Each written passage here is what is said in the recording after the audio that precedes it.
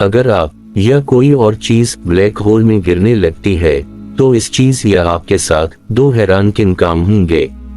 सबसे पहले, जैसा कि आप जानते हैं, फोर्स ऑफ ग्रेविटी जितनी ज्यादा होगी वक्त इतना ही सुस्त होगा। जब ये ग्रेविटी ब्लैक होल के करीब होती है तो वक्त वहां मुकम्मल तौर पर रुक जाता है।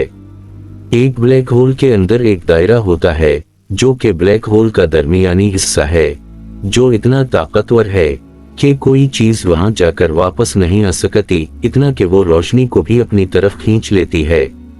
आपकी स्क्रीन पर मौजूद ये तस्वीर एक हकीकी ब्लैक होल की है, जिसके बिल्कुल बीच में जो सियाह हिस्सा नजर आता है इसे इवेंट होराइजन कहते हैं। लिहाजा जब आप किसी ब्लैक होल की तरफ गिरना शुरू करेंगे, आप जितना इसके करीब जाएंगे आपके पास इतना ही कम वक्त होगा, और जैसे ही आप इवेंट होराइजन को छू लेंगे वक्त आपके लिए रुक जाएगा।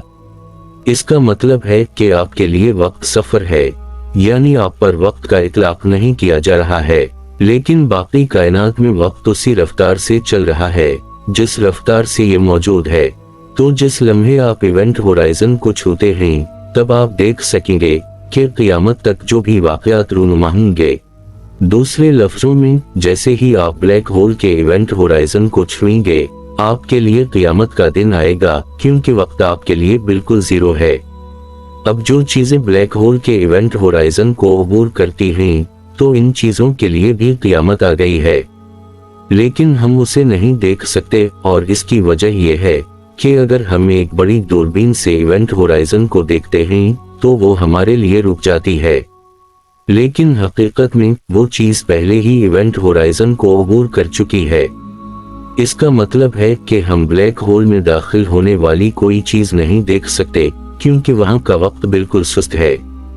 जब आप इवेंट होराइजन को छूते हैं तो आपके लिए वक्त बिल्कुल सफर होता है। तो क़यामत तक जो कुछ भी इस ब्लैक होल में गिरने वाला है, यानी कोई सितारा गिरने वाला है या कोई सैयारा 1,00,000 साल बाद गिरने वाला है या कोई और सितारा हजारों साल बाद गिरने वाला है, तो फिर ये सब उसी लम्हे तुम पर पड़ेगा, क्योंकि वक्त सफर है। चाहे वो 1,000 साल हो या 1,00,000 साल, वो सब उसी लम्हे हो जाएंगे। और इसकी वजह यह है कि वहां वक्त का इतलाक नहीं हो रहा है। इसलिए अगर आप इस ब्लैक होल में गिरेंगे तो आप अकेले नहीं गिरेंगे, बल्कि जो कुछ भी इस ब्लैक होल में क़यामत तक गिरेगा वो उसी लम्हे आप पर गिरेगा। ये ब्लैक होल्स कायनात की सबसे ताकतवर चीजें हैं, इतना ताकतवर कि कोई चीज उनसे बच नहीं सकती। और यही वजह है कि अल्लाह ताला सूरत वाक़िया की आयत नंबर 75 और 76 में फरमाता है, बस मुझे उन जगहों की कसम जहां सितारे डूबते हैं। और अगर आपको लगता है कि ये एक बड़ी कसम है, अब साइंसदानों का ख्याल है कि सितारे अपनी तबाही के बाद ब्लैक होल में गिरते हैं। आज साइंसदान जो कुछ कह रहे हैं अल्लाह ताला ने 1400 साल पहले कुरान में बता दिया था।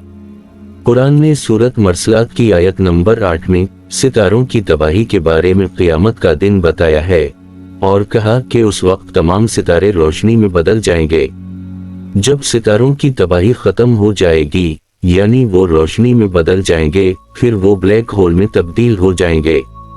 साइंसदानों के मुताबिक ब्लैक होल्स मौजूद हैं